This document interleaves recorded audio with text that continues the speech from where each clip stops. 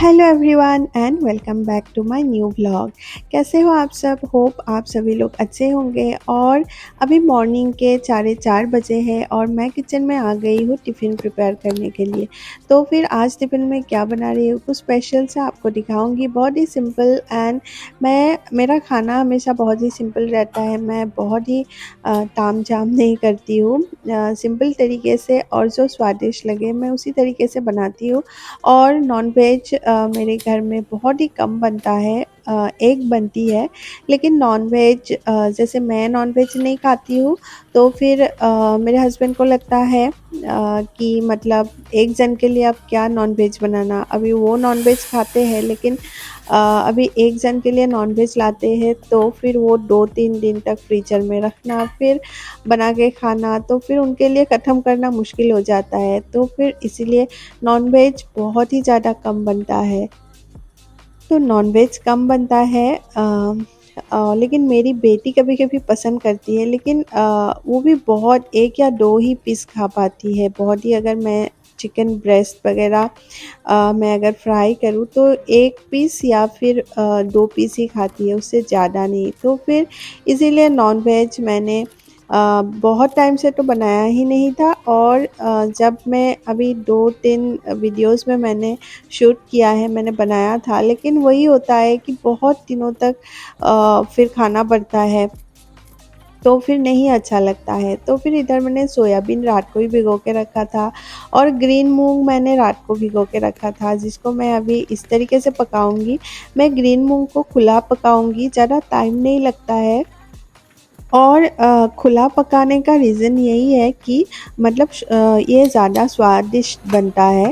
ये मुझे सिखाई थी मेरी डिलीवरी के टाइम जो आंटी रहती थी मेरे घर पे, वो उस आंटी ने मुझे सिखाया था कि ग्रीन मूंग को आप लोग अगर खुला पकाओगे तो टेस्ट ज़्यादा आता है। तो फिर हाँ, मैंने टेस्ट में फ़र्क तो महसूस किया है। तो इधर दूसरे पैन में मैंने चढ़ा दिया है, जैसे एक अनियन थोड़ा-सा मैंने फ्राई कर लिया। ये मैं बना रही हूँ पुलाव के लिए, तो फिर इधर मैंने घी डाला था और उसके साथ मैंने जो बीन्स एंड कैरेट कट कर लिए थे उसको डाल के मैं थोड़ी देर के लिए इसको पकाऊंगी। और जब भी ये सॉफ्ट हो जाएगा उसके बाद मैं यहाँ पर नमक एंड जो भी मसाले हैं मैं डालूँगी, मैं आप लोगों को दिखाते जाऊँगी। अभी यहाँ पे जो मैं टमाटर डाल रही हूँ, एक बड़े साइज़ का टमाटर मैंने डाला और टमाटर का मैंने छिलका जो है वो हटा लिया था।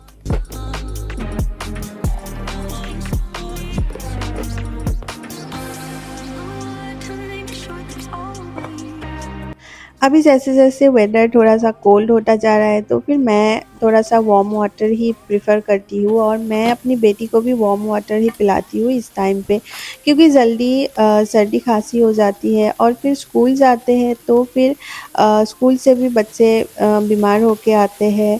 तो मैं थोड़ा सेफ्टी वाइज़ उसको हॉट वाटर वार्म वाटर पिलाती हूँ।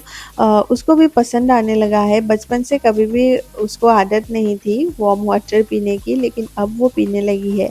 अब अभी देखिए इधर मैंने ना कुछ अलग मसाले नहीं डाले, मैंने नमक डाला था।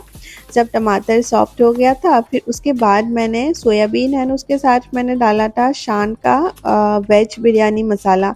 तो मैंने वेज बिरयानी मसाला डाल के मैंने इधर जो कुक किया हुआ राइस था वो मैंने डाल के अभी कुछ देर के लिए एकदम स्लो फ्लेम में इसको 5 से 7 मिनट के लिए थोड़ा-सा पकने दूँगी, ताकि मसाला अच्छे से सोयाबीन में और राइस के साथ मिल जाए।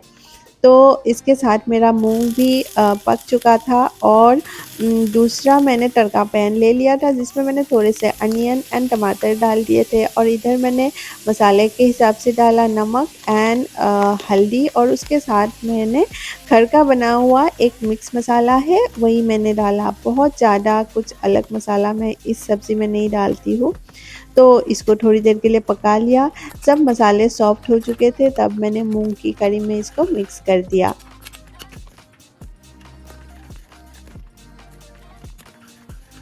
मैंने मेरी एक साउथ इंडियन फ्रेंड के घर ये करी खाई थी, मुझे बहुत पसंद आया था और इसमें मैं मिला रही हूँ ग्रेटेड कोकोनट फ्रेश वाला और जिंजर इस तरीके से मैं डाल रही हूँ।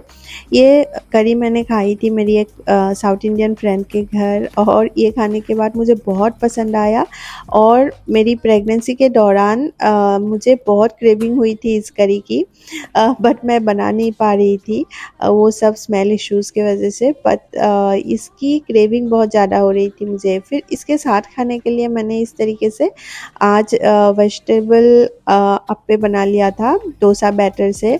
मेरी बेटी को चाहिए था आज कलरफुल अप्पे जिसमें सारे कलर्स आए, जैसे मैंने इसमें धनिया डाला, कैरेट डाला, फिर मैंने सोच रही थी बीटरूट डालूंगी बट मैं बाद में भूल गई, तो फिर थोड़ा पिंक कलर भी आता उसको अच्छा लगता। तो इस तरीके से मैंने कलरफुल अप्पे बना लिए। उसने मुझे रात को ही बोला था मम्मी कलरफुल अप्पे बनाना, और मुझे पूछ भी रही थी कौन कौन से कलर डालोगे आप, पिंक, ग्रीन, ब्राउन। मैंने बोला बेटा ब्राउन अप्पे तो नहीं बनेगा, पिंक डाल सकती हो, ऑरेंज कलर डाल सकती हो, ग्रीन कलर। इस तरीके से उसके साथ में बात करके सोई। अगर मैं नेक्स्ट डे अगर भूल गई, जो डिस्कस किया हुआ था भूल के कुछ अलग ब्रेकफास्ट बनाया टिफ़िन के लिए, तो फिर वो मुझे बाद में बोलती है मम्मा आप क्यों भूल जाती हो। तो इस हिसाब से उसके साथ मेरा जो डिस्कशन होता है तो उसी हिसाब से मैं टिफ़िन बनाती हूँ उसके लिए। तो मैंने रंजन का खाना इस तरीके से पुलाव बना के पैक किया है और ये बहुत टेस्टी लगता है इस बिरयानी मसाले के साथ। और मैंने शान का एक दूसरा मसाला भी ट्राई किया जो दाल मसाला होता है, वो बहुत टेस्टी लगा मुझे। वो दाल मसाला भी आप लोग ट्राई कर सकते हो। तो इसके साथ मैंने मूंग की करी दी और अप्पे भी इस तरीके से पैक कर दिया। सो टिफ़िन ब्रेकफास्ट में अप्पे और मूंग की करी, और लंच के लिए मैंने जो पुलाव पैक किया था वही। और मेरी बेटी जल्दी आ जाएगी स्कूल से तो फिर वो आके घर पे ही खाना खाएगी।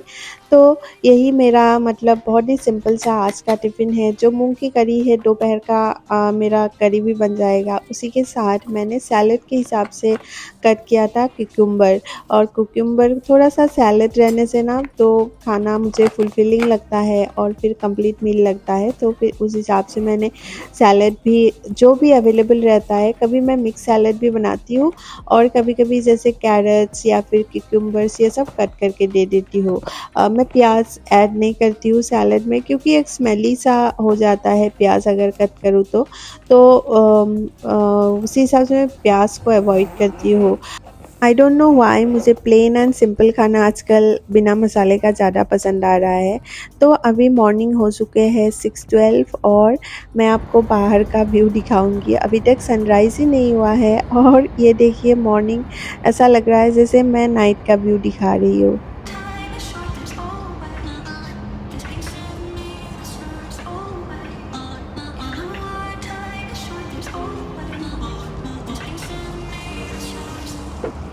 और ये था मॉर्निंग 7 ओ क्लॉक का व्यू। अभी ट्रैफिक स्टार्ट हो चुका है और यही था मेरा आज का ब्लॉग। मेरा ब्लॉग कैसा लगा आप लोग ज़रूर बताइएगा कमेंट सेक्शन में। और आज के लिए इतना ही। बाय बाय, टेक केयर, मिलते हैं एक नए ब्लॉग के साथ।